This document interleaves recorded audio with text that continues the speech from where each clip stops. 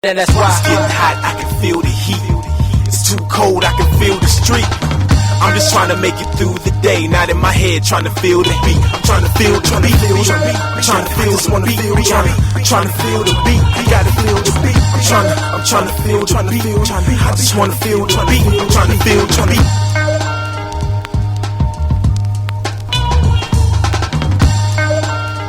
Feel the beat. 263 people have fallen victim to gun violence in the United States over the past 72 hours. Is now a good time to talk about gun reform? The George Croom Experience, presented by Ad Closure, the secret agent of top agents. Is your home being marketed or is it just listed? Tell your agent you want Ad Closure marketing to help sell your home faster. Welcome back to the George Croom Experience. I am George Croom. This is episode number 12. My goodness, episode number 12, and we are out here killing it. It is Friday, ladies and gentlemen, and you get to go and enjoy your weekend. You get 2 days off. I'll get 2 days off, and we'll come back and we'll do this thing all over again. But first, let's pay some bills. The George Croom Experience is presented by Ad Closure, the secret agent of top agents. Talk to your agent about adding Ad Closure marketing and sell your home quicker. So, Decap is still out and under the weather, and Mom Dukes went back home. So you got me. It's just me. I'm the only one in the building today. So I'm going to do all of these things like you would normally hear Decap. I'm just going to throw up the title and we're going to make it rock. We got this? All right, let's bring it in. All right, so the Democrats were able to push through Congress a bill to shore up same-sex marriage and interracial marriage. Now I'll get into that second part after we get going a little bit, but this is huge because after Roe v. Wade was knocked down, Justice Clarence Thomas came out and said that he thought that same-sex marriage would now be on the table. And if you thought that that wouldn't be on the table, that that wasn't something that they could knock down, if it wasn't shored up through legislation, then I just have to point to you Roe v. Wade, which took them 50 years, but they got it done. And so it's amazing that they were able to push this through and get it to the president's desk, especially before a new Congress comes in and things get a little bit more murky. Yes, they still have the Senate, the Democrats do, but they do not have the House. So there was no guarantees that the House was going to work with them on this. And the amazing thing about this is that 47 Republicans actually signed on in the House, which actually gave a little bit of political cover for the senators. There was 12 of them, 12 Republican senators crossed the line to vote for this bill. And a lot of things have changed since 2015 when the Supreme Court ruled that same-sex marriages had merit. A lot has changed. And it's great to see that we are starting to gain some ground in this space. And these aren't the knockdown, drag-out fights that they used to be. We don't have to fight for people to have an identity, to be recognized. And to tell you the truth, when you look at the statistics, same-sex marriages actually do better when it comes to things like adoption. Adopted children are adopted more into same-sex families, and they do better. Statistically, it's actually proven. So to tell them that they can't be married, to tell them they can't have the same rights as other married people in America, I think was way overdue that we have shored this up. And as far as interracial marriage is concerned, I don't think that was ever a problem. People will tell me I'm wrong, but I have a really hard time believing that Clarence Thomas, who was in an interracial relationship, would ever vote to knock down his own marriage. So I think as long as he was there, that was not on the chopping block, but they shored that up as well. And thank you. We don't have to have that fight anymore, even though it's a little disgusting that we had to put that into legislation in 2022. But the one thing that does bother me about all of this is that Ted Cruz, senator from Texas, Republican senator from Texas, actually voted no on this. Now, if you don't know, Ted Cruz actually has a biracial child, or excuse me, a bisexual child. And to say as a father, look, you cannot like the decisions and choices that your children make. I'm the father of a 2-year-old. I don't like half the things in the decisions that he makes. But in all seriousness, as a parent, I can't imagine looking my child in the face and telling them that I would not support their their identity. I wouldn't support their right to be who they feel they are. And to know that there are men out there like that, it's disgusting to me. I have no respect for Ted Cruz already as a politician, but then as a parent, as a father, to look your child in the eye and tell them that you won't respect their right to exist. It's really hard to understand how you look yourself in the mirror, but then it's really hard to understand how you garner any respect, especially enough respect to win an office like the Senate. All right, we're going to keep this thing moving. So I guess today is the day that we talk about the bills and the things that are happening in Congress that disgust us the most. The Veterans Service Recognition Act passed the House on Tuesday, December 6th. We didn't recognize it. I wanted to take a little bit of time to digest it, understand everything that it said, so I could bring it to you in a manner that made total sense. What this does is it allows service members, military service members who are immigrants, to obtain their citizenship while they're in the service, while they're in basic training or before, and then ensures that these service members get protection to not be deported after their service. It also ensures that we have a backstop and that we can direct some of the departments within the government to help service members, veterans who have been deported, as long as they're deemed not a risk to the U.S. people, to come back. This blows my mind. There's a trash newspaper in New York that had the headline, "Democrats push bill to let illegal immigrant veterans gain citizenship." You just had to throw the illegal part in there. Well, you know what? As far as I'm concerned, the moment you raise your hand and say that you will die for the American people, you are no longer an illegal anything. You're not illegal in the first place. You might be here under a process by which we have not documented you, but you are not illegal. In a country where everyone, at some point, their ancestors were immigrants, no one in here is illegal. And if they are, we all are. Everyone except the Native Americans. We all are. I mean, I'd argue on most days that that's true. But we all are illegal immigrants, if any of us are, at this point. But certainly to tell a service member that you will deport them after their service, for any reason, in my opinion, is ridiculous.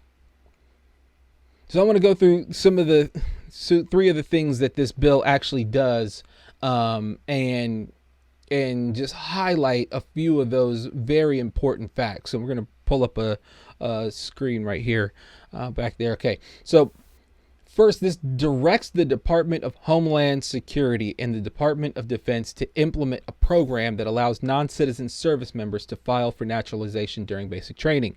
It also directs the Department of Homeland Security to set up a committee that will review the cases of non-citizen veterans and active duty service members in removal proceedings and will provide recommendations on whether prosecutorial discretion is warranted.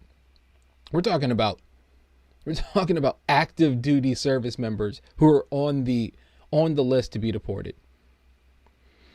Okay, moving right along. So, and then the third most important thing is it provides an opportunity for non-citizen veterans who have been removed or ordered removed, and who have not been convicted of serious crimes to apply for and obtain legal permanent resident status if it's in the public interest.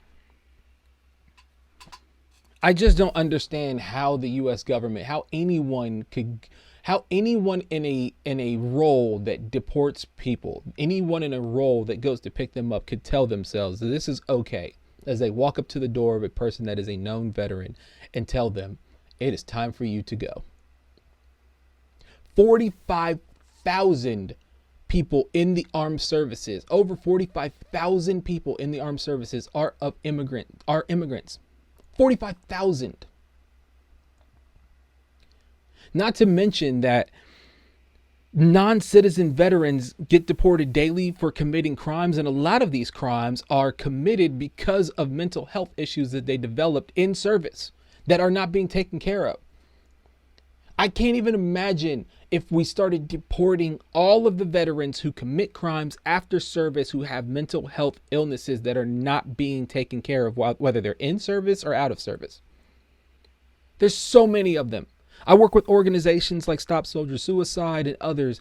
It happens every single day, and it's why we have a suicide problem. Yet we look at these service members because they're immigrants and say, oh, we're done with you. Go back to where you came from, whatever that means.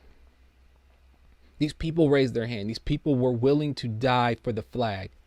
And under that flag, we deport them, send them somewhere else, and tell them they're not of us.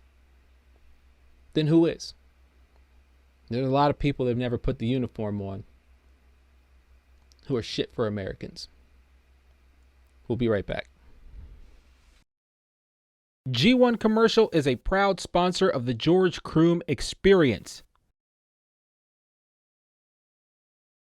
All right, welcome back to the George Croom Experience. This is episode number 12, and I am running solo today because DCAP is still a little bit sick and Mom Dukes is not here, so we're doing this thing all by ourselves. It's just me and you and the people in the back, but it's just me and you, and we're doing it. We're killing it. So let's get back into it. We're going to run this back. So, I saw a story, I think it was on AP, about Oregon gun reform. In Oregon, they actually had a vote during the 2022 general election this year, and the people were able to decide whether or not they wanted new gun reform measures. Now, the people voted these gun reform measures in, and then, of course, NRA and a bunch of other different gun groups decided that that wasn't acceptable. They wanted to run it back. They wanted new counts. They wanted new discussion on it, and they decided that the things that the people said that they wanted were not good enough. So now they've started to relitigate it, and they've actually challenged it in court, and a couple judges have now blocked it. The highest court in Oregon has blocked it, and they are kind of in a limbo. We don't know whether or not what the people asked for, what the people said they wanted. It was a slim majority, but it was a majority. And I thought that's what we were fighting for in this country, a majority of the people to say that they want certain things. But when it comes to guns and people don't want regulation on them, of course, majorities don't matter then, apparently. But all they were asking for, so the measure that they voted on, it included a ban on the sale and transfer of high-capacity magazines. It also requires permits, criminal background checks, fingerprints, and hands-on training courses for new gun buyers. I'm struggling to understand why any of that is a problem. I think banning the sale and transfer of high-capacity magazines. I'm a gun owner. I have some high-capacity magazines, but I use them, like I've said before. I use my weapons, especially my M4 weapon, to practice for when I go to military. So if you were to tell me that I can't have a 30 magazine or 40 magazine round for my M4, it wouldn't allow me to do the training that I would normally be able to do if I did have that. But I don't think everybody needs that. And they're not saying they're going to take anybody's guns, they're going to take anybody's magazines. If you have them before this law, you can have them. They're just saying you can't sell them or anything else within the state after this law goes into action. Furthermore, we permit cars. And a lot of gun owners like to say, oh, it's not the same thing because guns are a right, cars are a privilege. No. At this point, guns are a privilege because people have shown the capacity to not be able to handle them, A. B, the Constitution actually says in the U.S. Code, if you look at it, it actually says that the only people that shall own, the only private citizens that shall own a weapon are those that are in the militia, which means the National Guard, which means if you're in the National Guard like I am and my brother and my other brother, people like us can have guns. They actually say you can't have guns, and nobody's telling you they're taking away your guns. They're telling you that we need to establish some laws so that people who aren't upstanding citizens can get them. We're not trying to make it harder for people to get guns that are legal, that are supposed to have them. We're trying to make sure that the bad guys don't get guns through legal means. You can argue with me on this all day. I'll get dirty comments. I'll get people who don't want to watch the show. I don't care.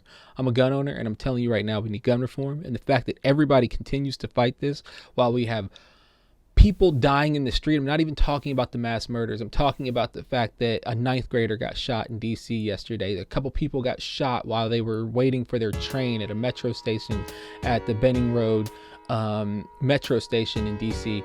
A mother lost her life walking down the street in Baltimore yesterday. I'm talking about the single one-offs who are just asking for there to be some sensible rules in place so that legal means of purchasing a weapon aren't available to those who should never, ever have one. We'll be right back.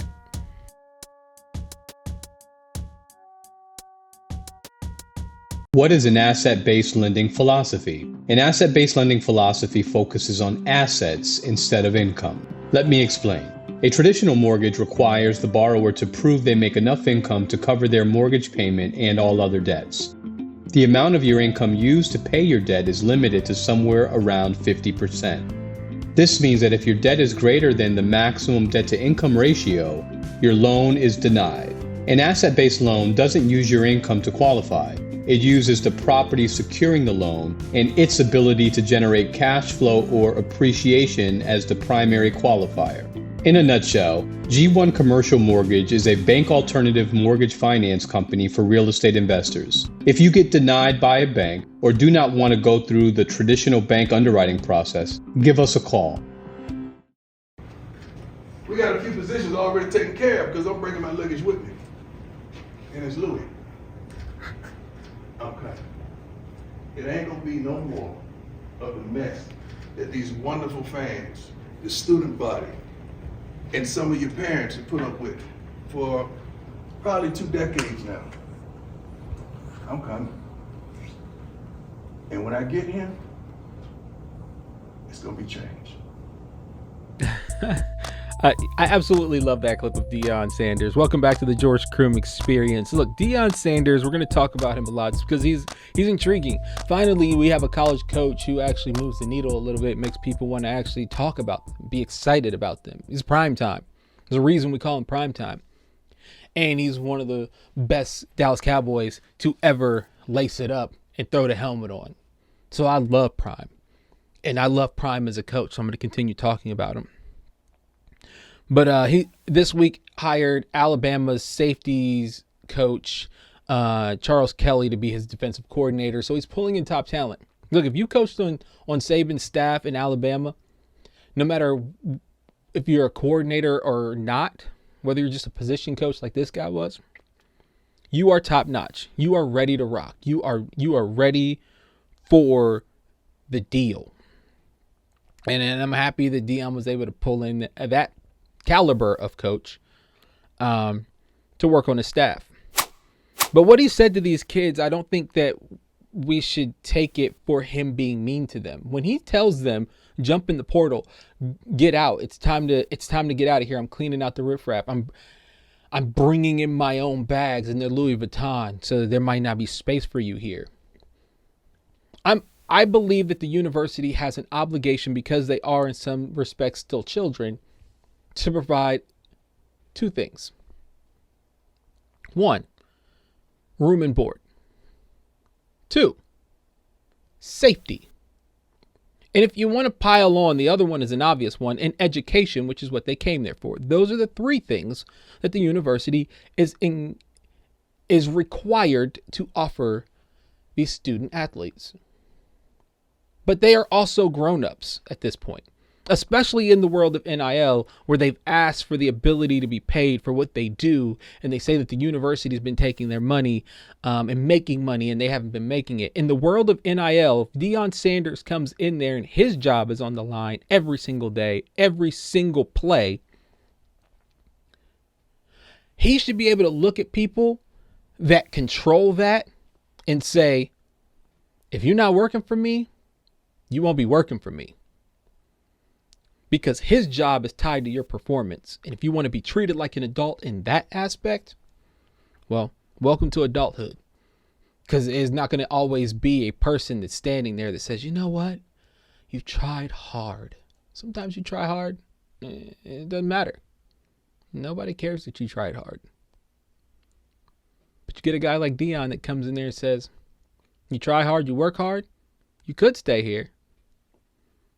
Or, I got my own bags. Not going to carry yours. Be right back. Wait, bruh. Shouldn't every video your team puts out draw an emotion?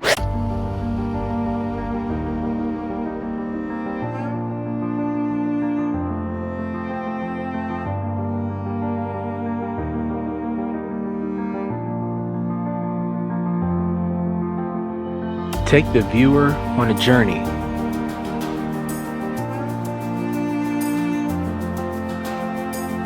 And highlight your markets as places they can live and call home.